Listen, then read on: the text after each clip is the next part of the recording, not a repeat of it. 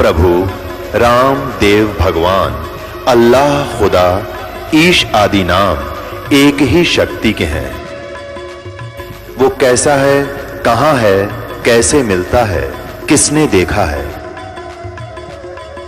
ये प्रश्नवाचक चिन्ह पूर्ण रूप से हटाने के लिए अवश्य सुनिए जगत गुरु तत्वदर्शी संत रामपाल जी महाराज के अमृत वचन, सर्व पवित्र धर्मों के पवित्र शास्त्रों के आधार पर।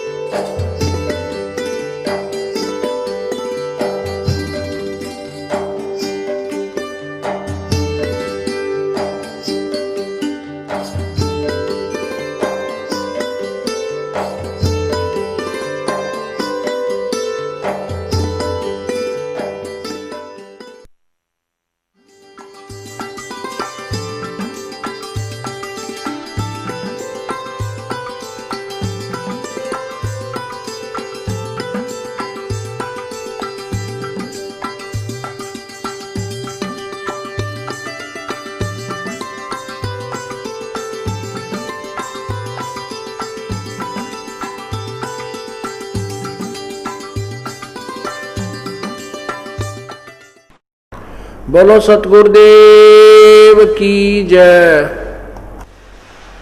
बंदी छोड़ कबीर साहेब की जय।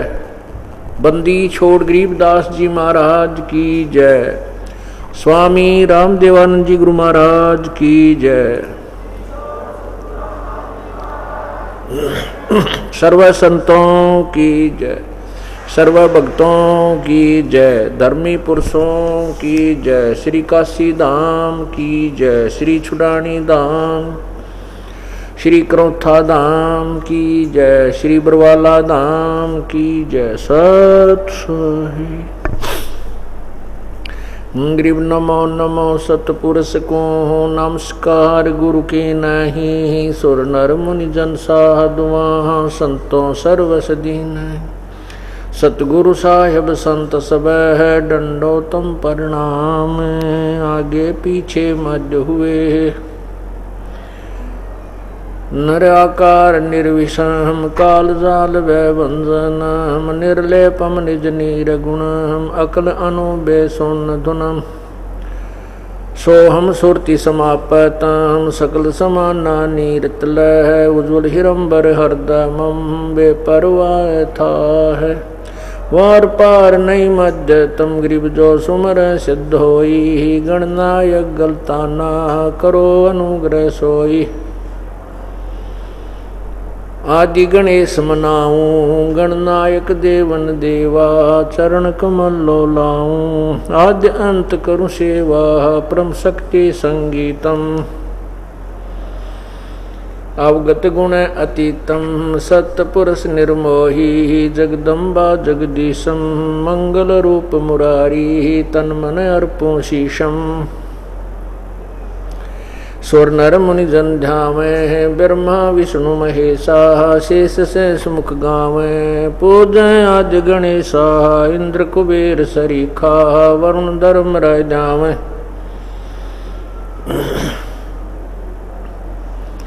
तेतीस कोटि अदारा ध्यावे से 88। उतरे बहुजल पारा कट है यम की फांसी। 33 कोटि अदारा उतरे बहुजल पारा कट है यम की फांसी। सत साही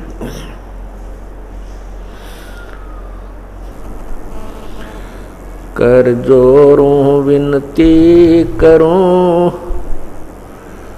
धरूं चरण पर शीश।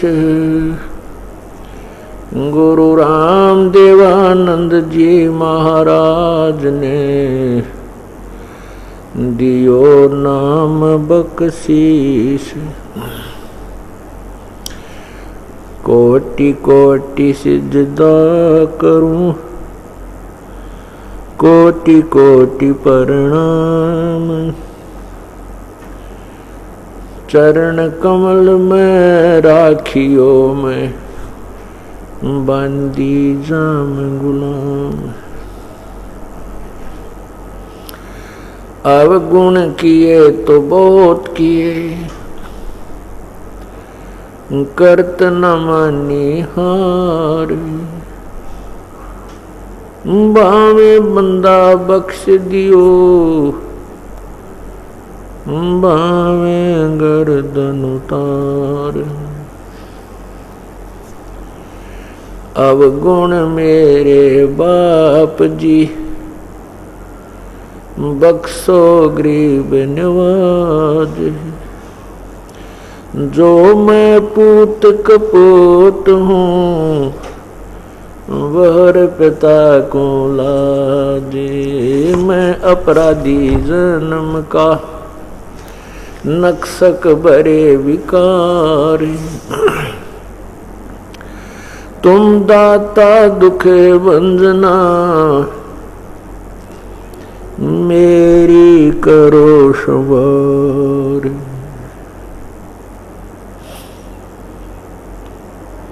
गुरु जी तुम ना बोलियो,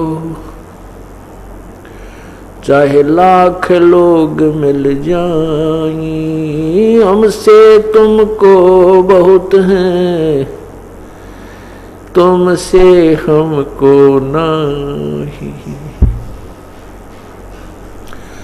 तुम्हारे विसारे क्या बने, मैं किसकी शरण में जाऊं। शिव वृंश मुनि नारदा, तिनके हृदय न समाऊं। बंदी छोड़ दयाल जी, तुम तक हमारी दौड़। जैसे कागज जहाज का, अब सोजत और न ठोरी।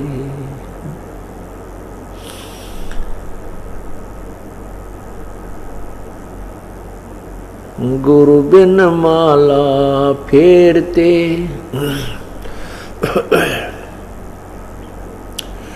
गुरु बिन माला फेरते, गुरु बिन देते दान।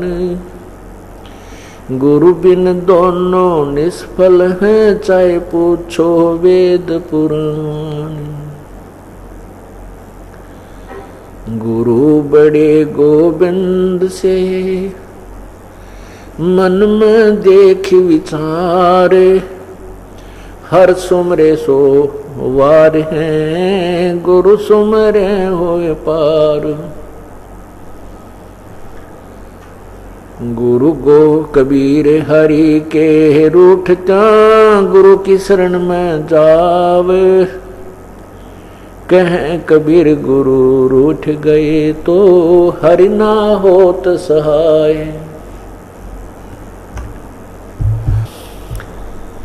गुरु गोविंद दोनों खड़े, किसके लागू पाए।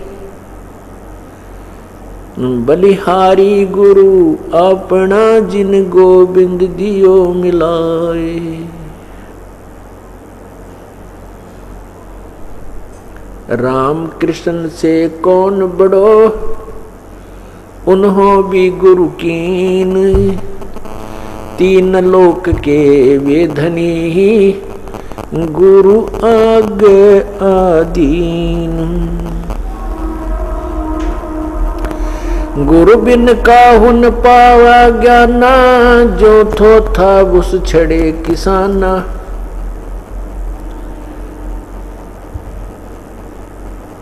गुरु बिन वेद पढ़े जो प्राणी, समझे न सार रहे अज्ञानी। गर्भ योगेश्वरे गुरु बिना, करते हर की सेवे। कहें कबीर बैकुंठ से वो, फेर दिया सुख देव। राजा जनक गुरु किए, फिर कीनी हर की सेवे। कहें कबीर बैकुंठ में है, पहुंच गए सुख देव। कबीर लूट सको तो लूटियो, राम नाम की लूटे। पीछे फिर पछताओगे, प्राण जाएंगे छूट।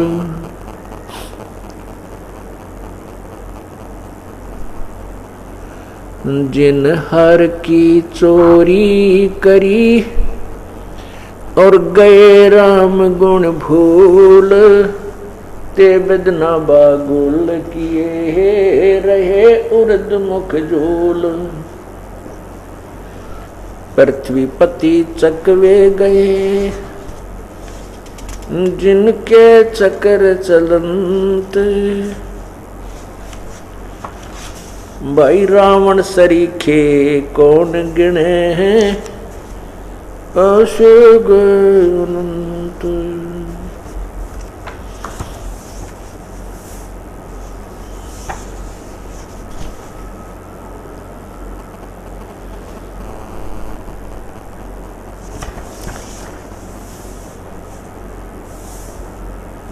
कबीर सब जग निर्धना, धनवंता न कोय।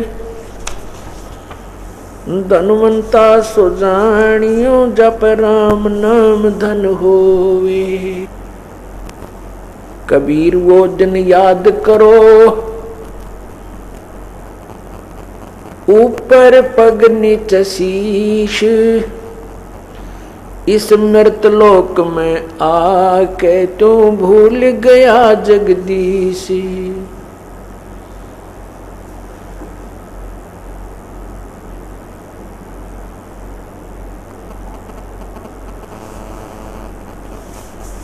उधर बीच तो को दिया,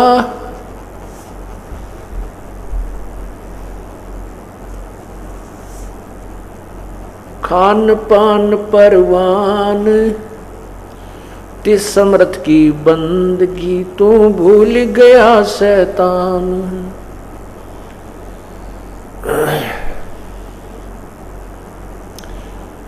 परमात्मा पूर्ण ब्रह्म सारी सृष्टि के रचनहार कुल मालिक कबीर परमेश्वर की असीम कृपा से ऐसे शुभ समागम इस भूमंडल पर होते हैं। भक्ति मुक्ति के दाता सतगुरु भटकत प्राणी फिरंदा, उस साहिब के हुक्म बिना नहीं तरवर पात हिलंदा। उस साहिब, उस परमात्मा। हमने इस बात की ओर विशेष ध्यान देना चाहिए क्योंकि हम आप सभी स्टूडेंट्स, आप सभी विद्यार्थी अर्थात योगी भक्त, आप उस विद्यालय में प्रवेश पा चुके हो जो तत्व ज्ञान का संदेश देता है, जो पूर्ण मोक्ष का अधिकारी बनाता है। इसके लिए परमेश्वर की एक एक पंक्ति का बहुत गूढ़ रहस्य होता है। अब परमात्मा के विषय में आदरणीय गरीबदास साहिब जी ने बताया है कि उस साहिब के भक्ति मुक्ति के दाता सतगुरु, भक्ति और मुक्ति, क्योंकि प्रथम भक्ति मिलती है और भक्ति के बाद ही मोक्ष होता है।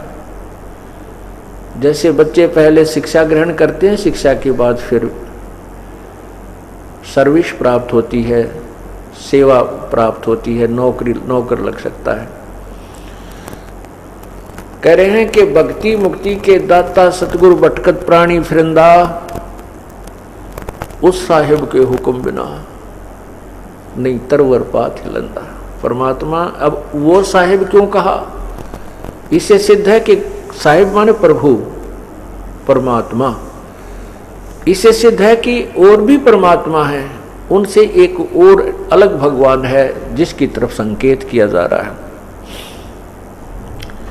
नहीं तो सीधा भी बोल सकते थे साहिब के हुक्म बिना नहीं तरवर पात हिलंदा, उस साहिब। क्योंकि इसका महत्व इसलिए है, हमारे सदग्रंथों में एक विशेष विवेचन है। जैसे पवित्र गीता जी अध्याय नंबर 7 के श्लोक 29 में गीता ज्ञानदाता प्रभु ने कहा है कि अर्जुन, जब तुझे जो मैं ये ज्ञान गीता शास्त्र तुझे सुना रहा हूं, जो व्यक्ति इसको आधार मानकर तत्वदर्शी संत की तलाश कर लेता है, जिसकी तरफ मैंने अध्याय नंबर 4 के श्लोक 34 में कहा है, उसके आधार से जब वो तत्वदर्शी संत से मिल लेता है, उसके पश्चात उसको, जिस व्यक्ति को पूरा आध्यात्मिक ज्ञान हो जाता है और सभी आध्यात्मिक कर्मों से वो परिचित हो जाता है और मुझसे भी परिचित हो जाता है, मैं कौन हूँ, फिर और उस परमात्मा से भी परिचित हो जाता है, तत्परम से,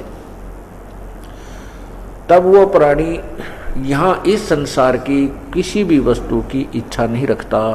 वो केवल मोक्ष ही मांगता है, जन्म और मृत्यु से छुटकारे की ही प्रार्थना करता रहता है। गीता जी अध्याय नंबर 7 के 29वें श्लोक में ये विवरण है जो अभी आपको सुनाया। और गीता जी में कुल 7वें अध्याय के 30 श्लोक हैं।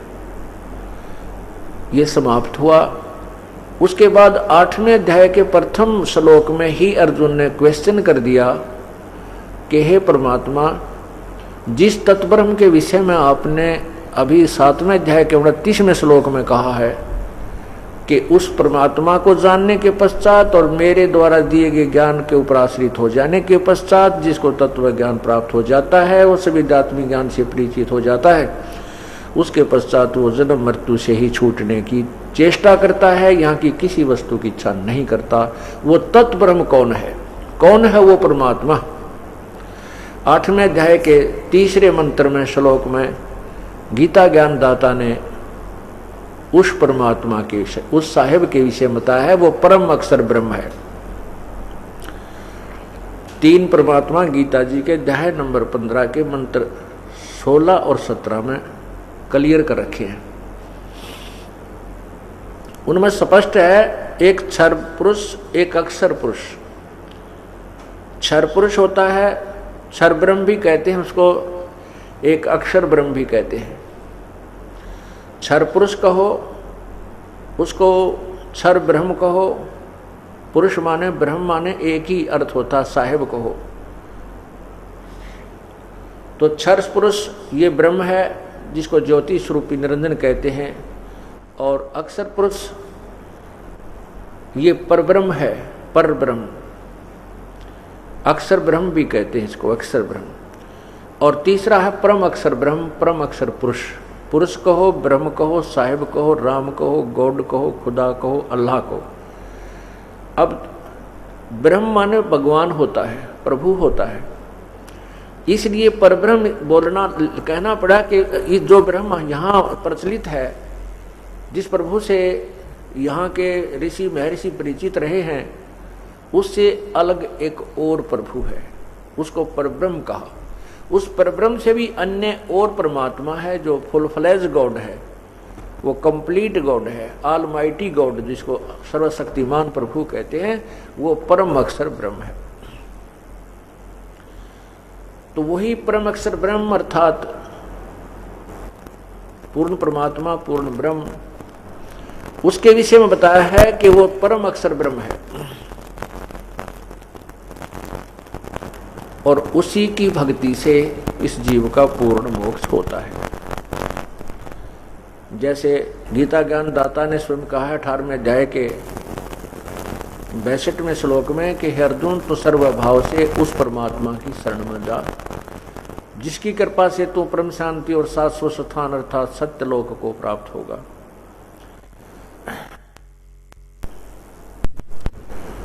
गीता जी अध्याय नंबर 15 के श्लोक 16 में 2 भगवान लिखे हैं, क्षर पुरुष और अक्षर पुरुष, और उनके अंतर्गत इन दोनों ब्रह्मों के, दोनों भगवानों के जुरिडिक्शन में, इनके लोक में जितने भी प्राणी हैं वो, और ये दोनों भी नाशवान हैं।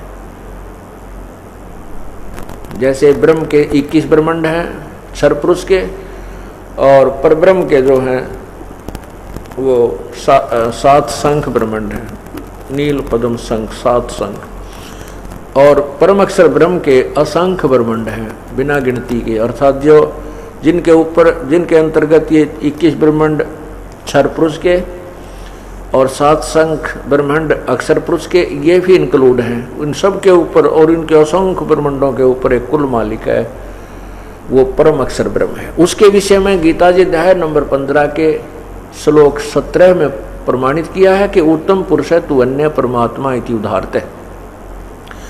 वो उत्तम पुरुष, वो परम अक्षर ब्रह्म तो इन ऊपर वर्णित गीता जी के अध्याय नंबर 4 के श्लोक 24 में लिखा है कि जिस यज्ञ में अर्पण अर्थात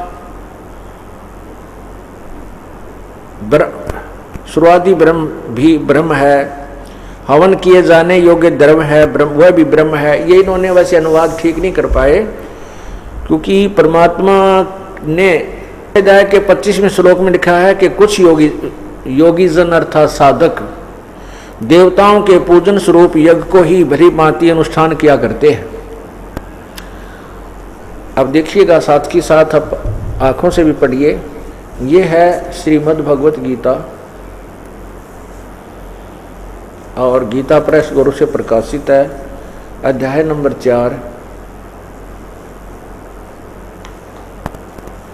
और इसके श्लोक 25 से यहाँ लिखा है कि दूसरे योगी जन, कुछ तो ये आपने पहले पढ़ा कि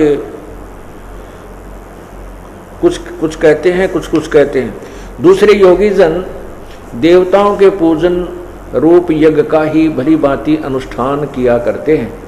अन्य योगी जन परब्रह्म परमात्मा रूप अग्नि में अभेद दर्शन रूप यज्ञ के द्वारा ही आत्म रूप यज्ञ का हवन किया करते हैं। अब ये देखिएगा, अन्य योगी जन श्रोत्रादि समस्त इंद्रियों को संयम अग्नि में हवन किया करते हैं। दूसरे योगी जन शब्द आदि समस्त विषयों को इंद्रिय रूप अग्नि में हवन किया करते हैं। दूसरे योगी जन इंद्रियों के संपूर्ण क्रियाओं को, प्राणों की समस्त क्रियाओं को ज्ञान से प्रकाशित आत्म संयम योग रूप अग्नि में हवन किया करते हैं। कई साधक, कई पुरुष द्रव्य संबंधी यज्ञ करने वाले हैं, कितने ही तपस्या रूप यज्ञ करने वाले हैं। दूसरे कितने ही योग रूप यज्ञ करने वाले हैं, कितने ही करने वाले हैं।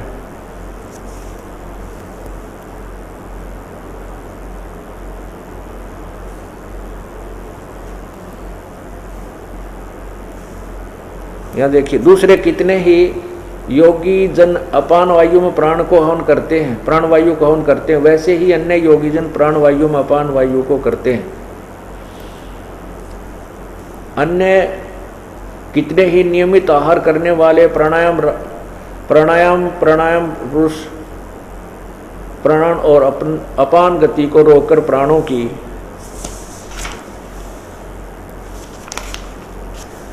प्राणों में ही हवन किया करते हैं। ये सभी साधक यज्ञों द्वारा पापों का नाश कर देने वाले यज्ञों के जानने वाले हैं। अब 31 देखना, हे कुरुश्रेष्ठ, यज्ञ से बचे हुए अमृत का अनुभव करने वाले योगीजन सनातन ब्रह्म यानी पूर्ण परमात्मा को प्राप्त होते हैं। यज्ञ न करने वाले पुरुषों के लिए तो यह मनुष्य लोक भी सुखदायक नहीं है और परलोक तो कैसे ही सुखदायक हो सकता है। अब 32 में कमाल किया है, जो दास आपको एक, क्योंकि अन्य रहस्य देना चाहता है। अब आप काफ़ी दिन से सुनते हुए आ रहे हो गीता जी को, बहुत आसानी से समझ जाएंगे। 32 में क्या किया है, कहा है एवं बहुविधा यज्ञा वितता ब्रह्मणे मुखे।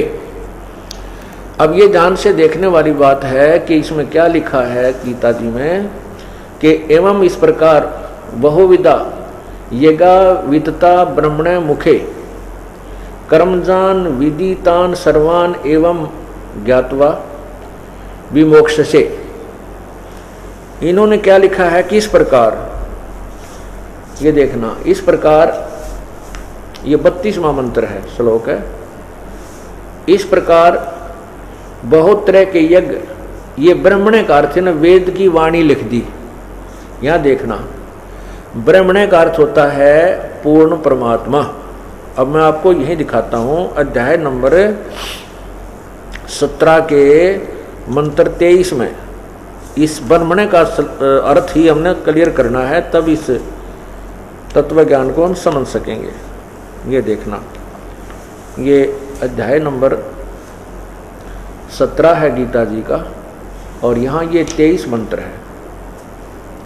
इसमें क्या लिखा है कि ओम तत्सत इति निर्देशः ब्रह्मणः त्रिविध समर्थः।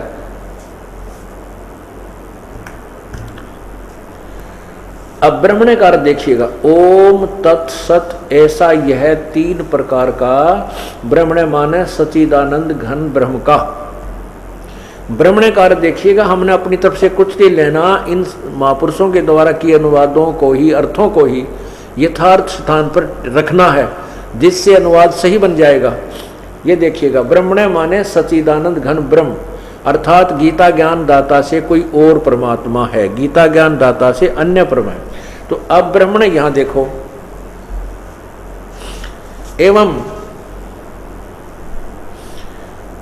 एवं बहुविधा यज्ञा विहिता च ब्रह्मण्य मुखे।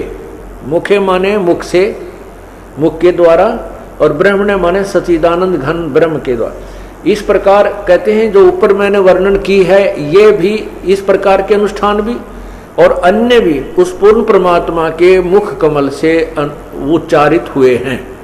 यानी पूर्ण परमात्मा ने उस ब्रह्मण्य माने सच्चिदानंद घन ब्रह्म के मुखे माने मुख से, मुख के द्वारा बहुत प्रकार के यज्ञ माने धार्मिक अनुष्ठानों की जानकारी, यानी भक्ति विधि बहुत प्रकार की उस परमात्मा, उस पूर्ण परमात्मा ने अपने मुख से आकर के अवर्णित किया हुआ है। और उन सब कर्मों को तू जानकर मोक्ष को प्राप्त होगा, इसका ये अर्थ बनता है। इन्होंने क्या लिखा है, अनुवाद गलत कर दिया इन्होंने। इस प्रकार बहुत तरह के यज्ञ, इन्होंने ब्रह्मण्य का अर्थ वेद लिख दिया। वेद की मुखे माने वाणी में। अब इसका ये अर्थ है कि परमात्मा पूर्ण ब्रह्म परमात्मा ने ब्रह्मण्य मुखे, पूर्ण परमात्मा के मुखारविंद से उच्चारित तत्व ज्ञान रूपी उस मुख्य ज्ञान में उस प्रभु ने, पूर्ण परमात्मा ने सब प्रकार के, यानी सब प्रकार के जो भक्ति विधि का वर्णन किया हुआ है। अब 33 और 34 में निर्णय होता है कि उस ज्ञान को जो उस पूर्ण परमात्मा ने अपने मुख कमल से बोला है, अर्थात वो सब संवेद कबीर वाणी, उसकी उस ज्ञान को समझने के लिए तू तत्वदर्शी संतों की शरण में जा। अपना लेवल का ज्ञान तो भगवान गीता ज्ञान दाता बोल ही रहा है, फिर वो कह रहा है कि कुछ लोग तो ऐसी साधना करते हैं, कुछ देवताओं की पूजा करते हैं, कोई प्राण अपान को ही या प्राणायाम से ही मोक्ष मानते हैं, कोई तप से ही मोक्ष मानते हैं। नहीं, कहते हैं उस पूर्ण परमात्मा के मुखे, यानी मुख्य ज्ञान में, यानी उस पूर्ण परमात्मा के मुखारविंद से उच्चारित उस मुख्य ज्ञान में, अर्थात उस तत्व ज्ञान में, उस परमात्मा ने बहुत सी जो ऐसे विधि बताई है जो आपको करने से ही सफल होती हैं, आपको करनी पड़ेगी। तो उसके विषय में 33 में क्या लिखा है ये देखिएगा। अब 32 में इन्होंने अनुवाद गलत किया है। इसमें लिखा कि इस प्रकार और भी बहुत तरह के यज्ञ वेद की वाणी में, ब्रह्मण्य का अर्थ होता परमात्मा की अमृत वाणी में, ये लिखना था उस मुख्य वाणी में। ये देखिए मुखे माने मुख्य ज्ञान में, परमात्मा के द्वारा वर्णित मुख्य ज्ञान में विस्तार से कहे गए हैं, यानी गीता में नहीं है, वो अलग है। उन सब को तो ये कर्म जान, शारीरिक क्रिया द्वारा संपन्न होने वाले जान, यानी वो काम, यानी अपने कर्म से ही बनते हैं, कर्म योग से। इस प्रकार तत्व से जानकर उनके अनुष्ठान द्वारा कर्म बंधन से सर्वथा मुक्त हो जाएगा। उसको उनको जानकर तो मुक्त हो जाएगा। बस इतनी सी बात है। अब 33 देखो, हे अर्जुन, परंतम अर्जुन, द्रव्य ज्ञान यज्ञ की अपेक्षा ज्ञान यज्ञ अत्यंत श्रेष्ठ है। यावन मात्र संपूर्ण कर्म ज्ञान में समाप्त हो जाते हैं। ओए होए, अब क्या बताया है कि द्रव्य ज्ञान से, द्रव्य ज्ञान, द्रव्य यज्ञ से, द्रव्य यज्ञ माने जैसे आप बिना ज्ञान समझे किधर भंडारा करवा देते हो, कहीं पर जाकर के आप कोई और कार्य दान दून कर देते हो धन से, कहते ऐसे दान करने की अपेक्षा तू ज्ञान को समझ, उस पूर्ण परमात्मा के द्वारा दिए गए उस तत्व ज्ञान को समझ। उस ज्ञान, द्रव्य यज्ञ की अपेक्षा ज्ञान यज्ञ, अब ये तत्व ज्ञान रूपी जो सत्संग आपको सुना जा रहा है, ये ज्ञान यज्ञ है। और द्रव्य यज्ञ, जैसे श्रद्धालु लोग जहाँ जाते हैं, किसी मंदिर में 1 लाख रुपये दान कर दिया, उसको पुजारी दुरुपयोग करते हैं क्योंकि वो शास्त्र अनुकूल साधना नहीं होती है। कहीं पर भंडारा कोई के नाम पर आता है, उसको 10,000 रुपये दे दिए, वो दारू पीवे, मुर्गे खावे या कि तक गाड़ी लेगा घूमे करा कित को बंद कराए। तो ऐसे कहते हैं इस द्रव्य यज्ञ को आंख मीच कर तो तुम दान करते हो अंधविश्वास युक्त होकर, ऐसा मत करो। इस द्रव्य युग की अपेक्षा ज्ञान यज्ञ उत्तम है। ज्ञान यज्ञ के बारे में क्या बताते हैं? कहते हैं ज्ञान यज्ञ जब तुम्हें हो जाएगा, अर्थात तत्व ज्ञान तुम्हें प्राप्त हो जाएगा, फिर आपके अन्य कर्म जो तुम अज्ञानतावश करते हो, शास्त्र विधि त्याग कर मनमानी पूजा करते हो, वो फिर समाप्त हो जाएंगे। अब उस तत्व ज्ञान को जो गीता जी के अध्याय नंबर 4 के श्लोक 32 में कहा है कि उस पूर्ण परमात्मा के मुख्य ज्ञान में उसने अपने मुखारविंद से बोला है, उस ज्ञान को, वो तत्व ज्ञान है। उस ज्ञान को समझने के लिए चौथे अध्याय के 34 में क्या लिखा है कि उस ज्ञान को समझ, यानी जो पूर्ण परमात्मा ने स्वयं आकर के जो तत्व ज्ञान दिया है, उस ज्ञान को समझ। अब देखो गीता अध्याय नंबर 4 के श्लोक 34 को समझिए। ये 4 है, ये श्लोक 34 है। उस ज्ञान को तू तत्वदर्शी ज्ञानियों के पास जाकर समझ। कौन से ज्ञान को? जो चौथे अध्याय के 32 में श्लोक में कहा है कि इस प्रकार उस बहुत से भक्ति की विधि उस पूर्ण परमात्मा के मुखारविंद से उच्चरित उस वाणी में, अर्थात अमृत वाणी में विद्यमान है, उनको समझ। तो उस ज्ञान को समझने के लिए तू तत्वदर्शी संतों के पास जा। गीता जी से अलग कोई ज्ञान है। उस ज्ञान को तू तत्वदर्शी ज्ञानियों के पास जाकर समझ। उनको भली भांति दंडवत प्रणाम करने से, उनकी सेवा करने से और कपट छोड़कर सरलता पूर्वक प्रसन्न करने से वे परमात्म तत्व को तत्वदर्शी जानने वाले, भली भांति जानने वाले अर्थात तत्वदर्शी ज्ञानी महात्मा तत्व ज्ञान का उपदेश करेंगे। फिर लिखा है 35 में भी स्पष्ट कर दिया है। यह देखो 35 में, जिसको जानकर, उस ज्ञान को जानकर तो फिर संसार इस प्रकार मोह को नहीं प्राप्त होगा। हे अर्जुन, जिस ज्ञान के द्वारा संपूर्ण प्राणियों के निशेष भाव से अपने में और पीछे मुझ में देखेगा, ये केवल मुझ है, मुझ में देखेगा, न कि सच्चिदानंद। ये अपने, ये अनुवादकर्ता ने अपनी ओर से लगा दिया इसके साथ, गीता ज्ञानदाता के साथ। ये क्या कहता है कि जब तू तत्व ज्ञान से परिचित हो जाएगा, फिर तू मुझे समझ पाएगा मैं क्या हूं, मैं काल हूं। गीता जी के अध्याय नंबर 11 के मंत्र 32 में स्पष्ट किया है कि मैं काल हूं, सबको खाने के लिए आया हूं। तो ये कहा कि तू फिर तत्व ज्ञान से परिचित होने के उपरांत तू मुझे जानेगा मैं क्या हूं, और फिर इन प्राणियों को देखेगा, इनकी क्या दुर्गति हो रही है, क्यों ये ऐसे दुखी हैं, तो फिर इनको समझेगा और फिर तेरा कल्याण संभव है। तो पुण्यात्माओं, हमने जो लोक वेद सुना है, अभी तक जो पवित्र हिंदू धर्म के अंदर जो हम ज्ञान ग्रहण किए हुए हैं वो अपने सदग्रंथों के भी विपरीत है। पवित्र गीता जी से भी वो गीता के अनुवाद करता व गीता के आधार से ज्ञान प्रचार करता भी परिचित नहीं थे। और उन्होंने हमारे को केवल अपनी मनगढ़ंत कहानियां सुना करके व्यवस्थित किया हुआ था, हमारे को सेट कर रखा था। अब उस तत्व ज्ञान को आपके समक्ष खोला जा रहा है, इसलिए इस तत्व ज्ञान से परिचित होने के उपरांत आप कभी विचलित नहीं हो पाओगे। आपकी कई पीढ़ी तक का ये मार्ग ऐसा बन जाएगा कि वो बच्चे परमात्मा को प्राप्त करेंगे। वो बहुत ही पुण्यकर्मी प्राणी परमात्मा आपके घरों में भेजेगा। अब ये उनके संस्कार टाल देगा जो बच्चे आपके भाग्य में दुखदायी थे। कुछ बच्चे होते हैं जैसे उत्पन्न हो गया बालक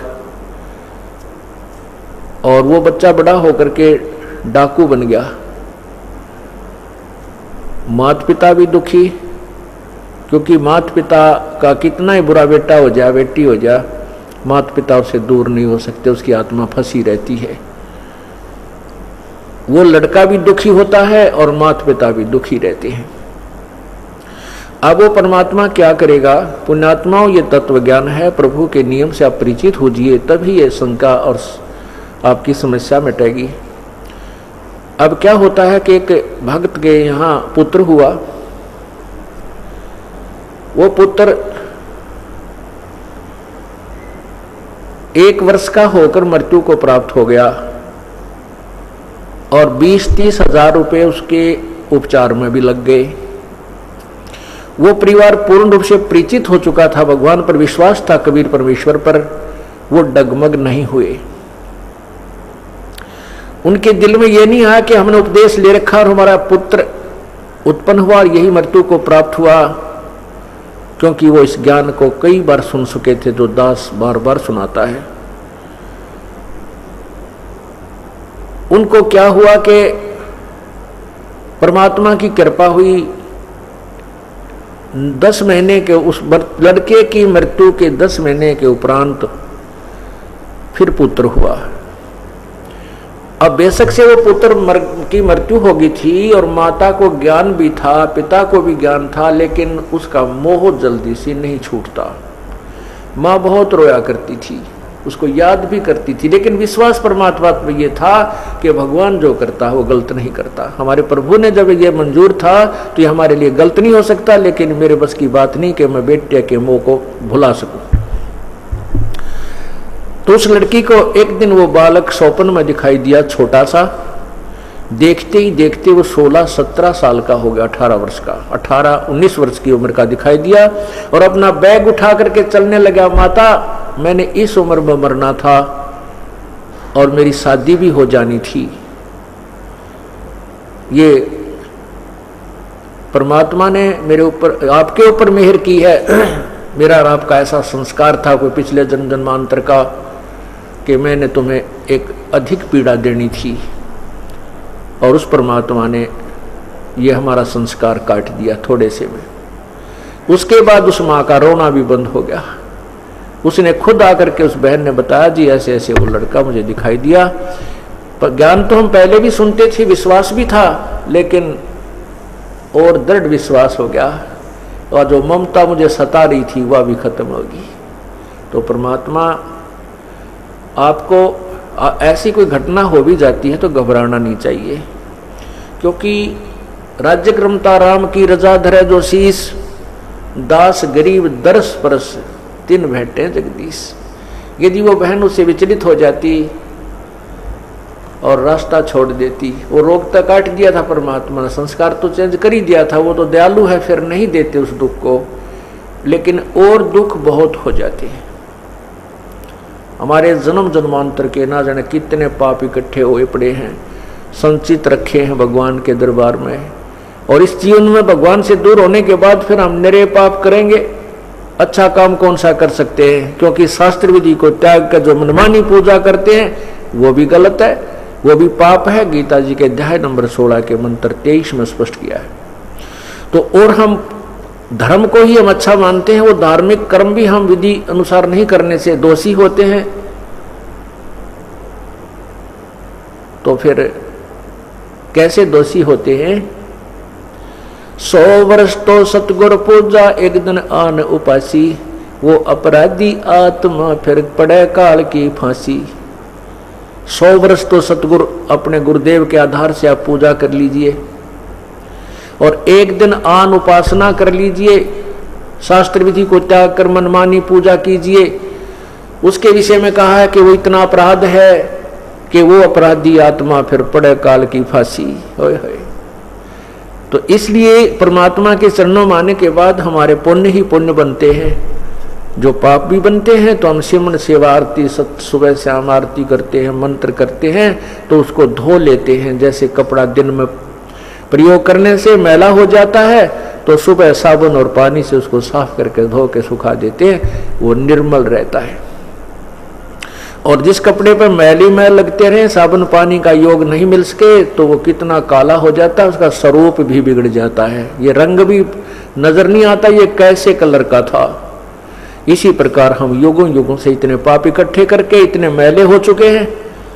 अब परमात्मा के इस सत्संग रूपी जल से, इस तत्वज्ञान रूपी जल में और सतनाम रूपी साबुन से हम इन्हें धोया करेंगे और निर्मल कर लेंगे, ताकि ये धनी को पसंद हो। इस प्रकार इस ज्ञान को हमने समझना है।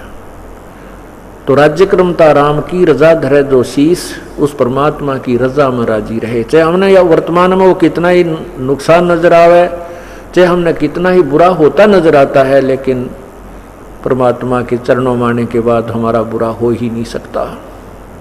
हाँ, ये हमारी सोच है, बालक सोच है हमारी, हम उसको गलत मान लेते हैं। उसके लिए हमें इस ज्ञान को दृढ़ता के साथ स्वीकार करना होगा, तब हम परमात्मा प्राप्ति करेंगे। अब हम क्या बताना चाह रहे थे आपको कि जैसे हम सुना करते थे ब्रह्मा विष्णु महेश, ये सर्वशक्तिमान श्री विष्णु जी, श्री शिव जी, और फिर बहुत से उदाहरण भी सुना करते थे कि जैसे एक राक्षस था जो ना श्री विष्णु जी से मर रहा था। एक मधु और कैटब नाम के 2 राक्षस थे। भगवान विष्णु ने 5000 वर्ष तक उनसे युद्ध किया। श्रीमद् देवी भागवत महापुराण 3 स्कंद में वर्णन है। और वो 5000 वर्ष तक भगवान विष्णु से वो राक्षस नहीं मरे। फिर देवी दुर्गा ने अपने कटाक्ष से, अर्थात अपने एक मोहित करने वाले अदा से, अंदाज से उनको अपनी तरफ आकर्षित किया। वो दूरदृष्टि से उस माता को, बहन को देखने लगे। जब श्री विष्णु जी ने उन्हें मार डाला। एक राक्षस था, वो किसी से नहीं मर रहा था। भगवान विष्णु से कहा गया कि वो देवताओं से नहीं मर रहा था। पता चला, किसी ने बताया कि उसकी पत्नी धर्म पतिव्रता स्त्री है, इसलिए ये किसी से नहीं मर रहा है राक्षस। इसकी पत्नी का पतिव्रता धर्म नष्ट किया जाए तब ये राक्षस मरेगा, विष्णु पुराण में लिखा है। तो कहते हैं फिर वो भगवान विष्णु जी को ये कार्य सौंपा गया। भगवान विष्णु ने उस राक्षस का रूप बना करके उस स्त्री के, उसकी पत्नी के साथ मिलन किया। उसके बाद वो राक्षस मरा, उसका पतिव्रता धर्म खंड कर दिया। अब ये विचार करने की बात है कि समर्थ जो थे, अगर वो श्री ब्रह्मा विष्णु महेश जी समर्थ होते तो ये राक्षस लोग इनके आड़े नहीं आ सकते थे। इस तरह के जो संसारिक कर्मों के विरुद्ध जो कार्य भगवानों ने भी यहाँ करने पड़े, तो ये समर्थ नहीं थे। ये भी काम चलाऊ सरकार थी। लेकिन इनको हमें अजरो अमर सर्वशक्तिमान कुल के मालिक बताया जाता था। ये 3 भी बताते थे, फिर कहते थे कुल का मालिक तो एक है। वो एक कौन है? फिर घुमा फिरा कर कहते थे विष्णु ही सर्वशक्तिमान है, जो विष्णु जी में विशेष श्रद्धा रखता था। और जो श्री शिव जी में विशेष श्रद्धा रखता था वो कहता था शिव जी ही एक है, कुल का मालिक है। नहीं, उस कुल के मालिक का ज्ञान तो इस तत्व ज्ञान से ही होगा और हो रहा है। तो अब हम क्या कहते थे कि क्या भगवान विष्णु ने श्री कृष्ण रूप में जब आए थे, राजा मोरध्वज के पुत्र ताम्रध्वज को आरे से चिरवा के जीवित कर दिया था। इस आधार से इनको सर्वशक्तिमान बताया करते थे। दूसरा कहते थे कि भगवान श्री कृष्ण ने गोवर्धन पर्वत को हाथ पर उठा लिया था, इसलिए भगवान थे। तीसरी महिमा करते थे कि भगवान श्री कृष्ण जी ने, भगवान श्री राम ने समुद्र के ऊपर पुल बना दिया था, इसलिए सर्वशक्तिमान थे। अब परमात्मा क्या कहते हैं, लंक समुद्र पाट लंका गयो, सीता को भरतारे, अगस्त ऋषि ने ये सारे पी लिए, इनमें कौन करतारे। गोवर्धन गोवर्धन श्री कृष्ण धारो, द्रोण गिरी हनुमंते, और शेष नाग सब सृष्टि उठारा, इनमें कौन भगवंते। कि जैसे आपके दंत कथा पौराणिक कथाओं में ये लिखा है, आप बोलते हो कि शेष नाग ने सभी ब्रह्मांडों को अपने सिर पर रखा हुआ है, उठा रखा है, और फिर तुम इस एक पत्थर को उठाने मात्र से, एक पहाड़ को उठाने मात्र से श्री कृष्ण जी को ही परमात्मा सर्वशक्तिमान मानते हो। तो हनुमान जी ने द्रोणागिरी पर्वत उठाया था, और शेष नाग फिर सारी पृथ्वी सृष्टि उठा रहा है, जिस पर पृथ्वी भी रखी है। तो अगर इस दृष्टिकोण से, इस आधार से तुम प्रभु मानते हो, तो इनमें कौन सा भगवान होया? शेष नाग भगवान हुआ, या श्री कृष्ण भगवान हुआ, या हनुमान जी भगवान हुए? परमात्मा क्या बताते हैं,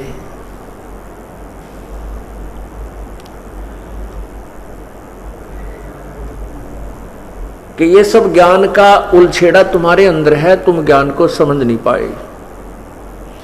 काटो बंधन विपत में, कठिन करो संग्राम, चिन्हो रे नर प्राणिया, वो गरुड़ बड़ो अकराम। है कितनी प्यारा निर्णय ज्ञान दे दिया परमात्मा ने समर्थता और असमर्थता का, कि जब भगवान श्री राम को तुम विष्णु अवतार और सर्वशक्तिमान मानते हो, जिस समय गरुड़ वो नाग फांस के अंदर, श्रीलंका के अंदर युद्ध के दौरान श्री रामचंद्र जी नाग फांस में आ गए थे, नागों ने सांप बांध लिया था। उस समय भगवान विवश हो चुके थे, दोनों हाथ नीचे को और बांध कर खड़े कर दिए गए थे, असहाय थे। तब गरुड़ से याचना की, गरुड़ ने आकर के उन नागों को काटा, और वो जब भगवान बंधन मुक्त हुए, तो क्या बताते हैं, काटे बंधन विपत में, कठिन कियो संग्राम, चिन्हो रे नर प्राणिया, ये गरुड़ बड़ा अकराम। ये तुम्हारा राम बड़ा है या गरुड़ शक्तिशाली हुआ? अब जैसे प्रसंग चल रहा था कि श्री कृष्ण जी ने, श्री कृष्ण जी ने राजा मोरध्वज के पुत्र ताम्रध्वज को आरे से चिरवा करके, अर्थात वो मृत्यु को प्राप्त हो गया था और पुनः जीवित कर दिया था, और उसका शरीर भी जोड़ दिया था, उसमें कोई निशान भी नहीं था। इतनी शक्ति ये भगवान रखते हैं, इसलिए इनको भी प्रभु की संज्ञा में लिया जाता है। लेकिन जैसे विचार कीजिए, प्रभु की परिभाषा से भी हम अभी तक परिचित नहीं थे। साब राम राम सब जगत बखाने, आदि राम को कोई बिरला जाने। राम राम तो सभी कह रहे हैं, लेकिन उस पूर्ण परमात्मा जो पहले का प्रभु है, सर्वशक्तिवान है, उसको कोई बिरला ही जानता है। अब जैसे साहब कहो, चाहे राम कहो, गॉड कहो, अल्लाह कहो, खुदा कहो, मालिक कहो, स्वामी कहो, ये सब प्रभु प्रभु की के शक्तिबोधक शब्द हैं, पर्यायवाची हैं। अब जैसे एक साहब तहसीलदार भी साहब कहलाता है, और एसडीएम भी साहब है, डीसी भी साहब कहा जाता है, कमिश्नर भी साहब है, मंत्री को भी मंत्री साहब बोलते हैं, मुख्यमंत्री को भी मुख्यमंत्री साहब बोलते हैं, प्रधानमंत्री साहब, राष्ट्रपति साहब, ये सभी साहब हैं।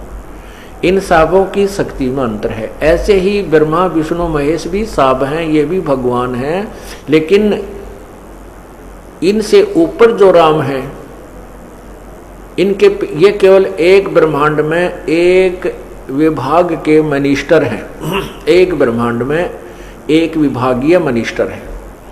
जैसे ब्रह्मा जी रजोगुण विभाग का, विष्णु जी सतोगुण विभाग का, शिव जी तमोगुण विभाग के, और इनकी केवल 3 लोकों पर प्रभुता है।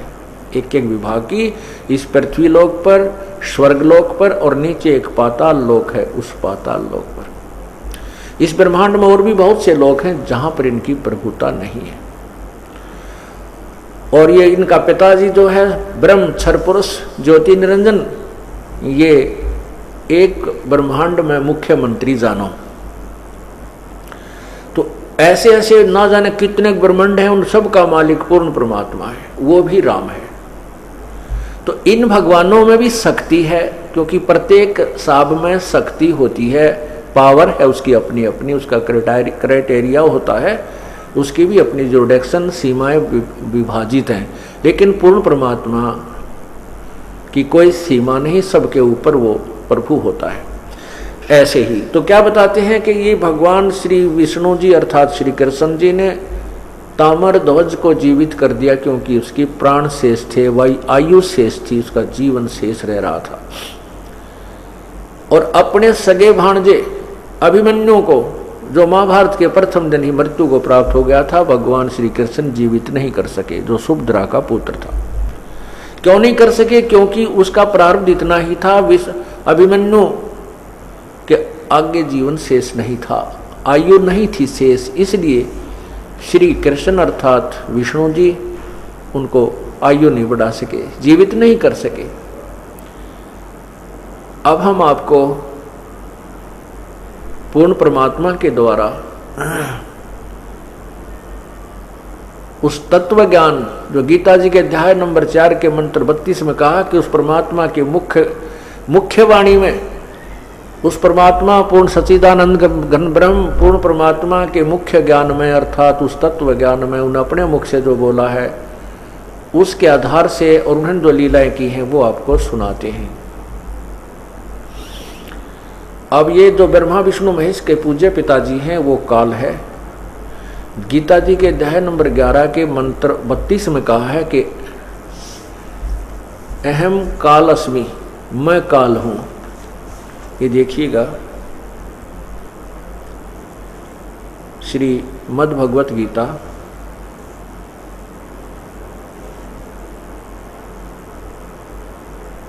और इसके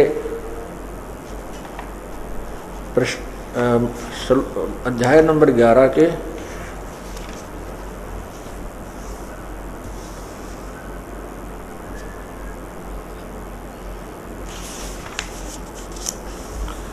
बत्तीस में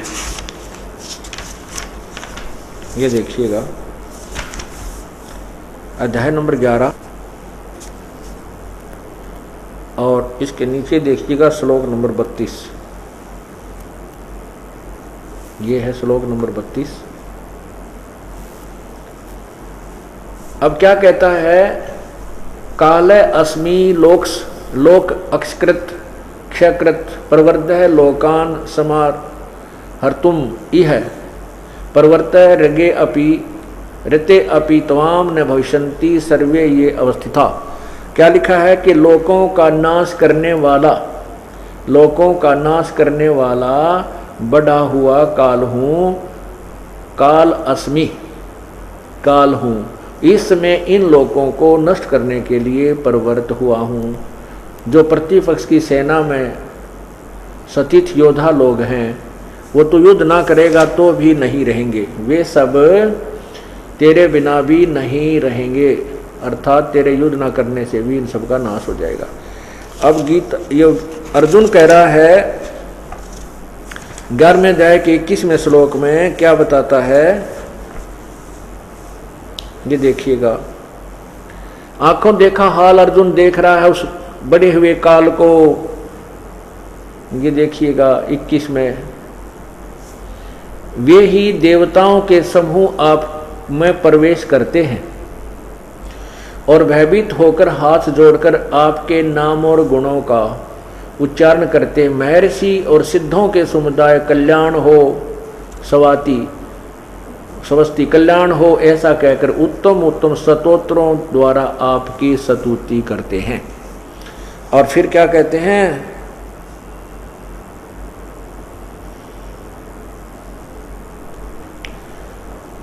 अब क्या बताता है अर्जुन के, हे परमात्मा ये सिद्ध देवता ऋषि महर्षि ये देवताओं लोग भी को भी आप खा रहे हो, इन सिद्धों और महर्षियों को भी आप खा रहे हो, आपके मुख में प्रवेश कर रहे हैं। तब ये कहता अर्जुन मैं तो काल हूं भाई, सबको खाने के लिए आया हूं, मैं नहीं छोड़ूं किसी को भी।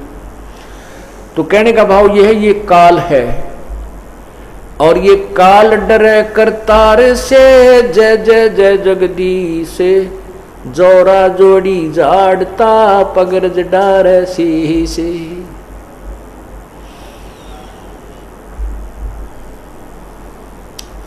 कि वो काल जो है ये काल उस जगदीश से डरता है, पूर्ण परमात्मा से घबराता है, डरता है और वो जय जय जय जगदीश उसकी जय जयकार करता रहता पूर्ण परमात्मा की। और ये मृत्यु जो अकाल मृत्यु आ जाती है जिसको अचानक मार देता है, ये परमात्मा उस अपने सच्चे श्रद्धालु भक्त की नहीं होने देता, उस मृत्यु को नहीं आने देता, ये जीवन को एक्सटेंड कर देता है, ये लाइफ एक्सटेंड कर देता है परमात्मा, जीवन वृद्धि कर देता है, ये वो परमात्मा है। और कोई भगवान भी जीवन के श्वासों को घटा बढ़ा नहीं कर सकता।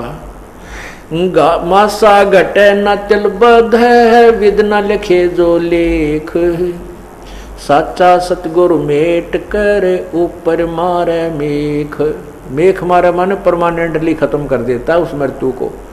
कर्म बुरे कर्मों के संस्कारों को समाप्त करके साचा सतगुरु पूर्ण परमात्मा का जो संत है उस प्रभु की शक्ति से ही उसको नष्ट कर देता है और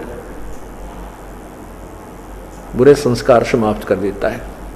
मासा घटे न तिल बधे विद ना लिखे जो लेख, जो संस्कारवश प्रारब्ध में जो भी आपके लिखे गए हैं संस्कार, जो आपके कर्मानुसार हैं, वो अन्य परमात्माओं की पूजा से, अन्य देवताओं की पूजा से समाप्त नहीं होते, उनमें कोई परिवर्तन नहीं होता। और सच्चा सतगुरु मिटा करके ऊपर मारे मेघ अर्थात परमानेंटली उनको खत्म कर देता है, बुरे संस्कारों में को समाप्त करके शुभ संस्कार लिख देता है। शुभ संस्कार जैसे आपके बनवाए जा रहे हैं कर्मों से होते हैं कि वो शुभ कर्म कर्मों से किए जाते हैं, शारीरिक क्रियाओं से होते हैं। ये सब शारीरिक क्रियाएं हैं, जबान से, श्वास से, हाथ से, सेवा से, सिमरण से, दान से, तो ये सब क्रियाओं से वो करा के फिर आपके शुभ कर्मों को लिख देता है, अशुभ को नष्ट कर देता है। ये पूर्ण परमात्मा में शक्ति है। और ये क्या कहता है,